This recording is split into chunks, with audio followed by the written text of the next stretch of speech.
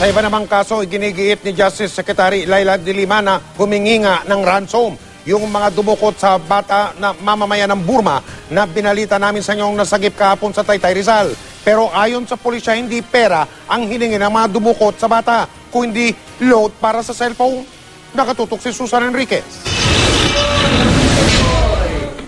Patuloy daw ang investigasyon ng anti-kidnapping group ng PNP sa kaso ng Burmese boy na umunoy na rescue ng NBI sa isang subdivision sa Taytay Rizal kahapon.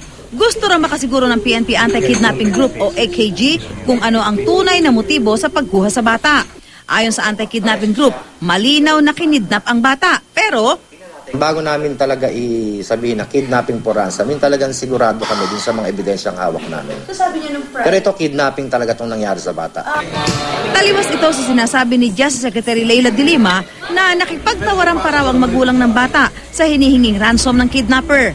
Ang info ko is that there was supposed to be negotiations between the kidnappers and the parents through the AKG. Kasama pa raw ng magulang ng bata ang AKG sa pakikipagnegosasyon ng ransom. Ang alam pa nga raw niya, malaki ang ransom na unang hiningi sa magulang. Diyan din ako nagtataka na dinideny na may demand for ransom. Because our info is that may demand for ransom. Pero hindi naman natuloy yon.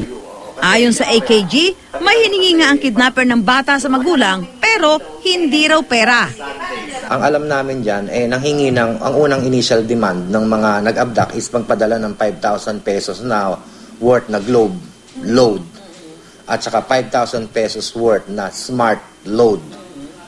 So that was Sunday. Linggo yun, nangyari yun. So since then, pagkatapos na yung load na yan, wala na uling tawag. Tinitingnan pa rin daw nila ang anggulo ng paghiganti ng kumuha sa bata, lalo na nang makita nila ang kondisyon nito matapos ma-rescue ng NBI. Nangyari dito, iniwan ng mga abductors, kaya nga yung ibang anggulo tinitingnan namin. So talagang sa tingin namin, yung wala talaga silang intention dun sa ransom kasi inabandonan nila yung bata Hindi naman daw nila kinokontra ang pahayag ni Secretary de Lima, kaya patuloy ang investigasyon para malaman ang tunay na motibo. Gusto lang daw nila na maging matibay ang kaso kapag isinampas sa korte. Hinihintay pa rin ng AKG ang full report ng NBI sa rescue operations para makatulong sa kanilang investigasyon. Susan Enriquez, Nakatutok, 24 Oras.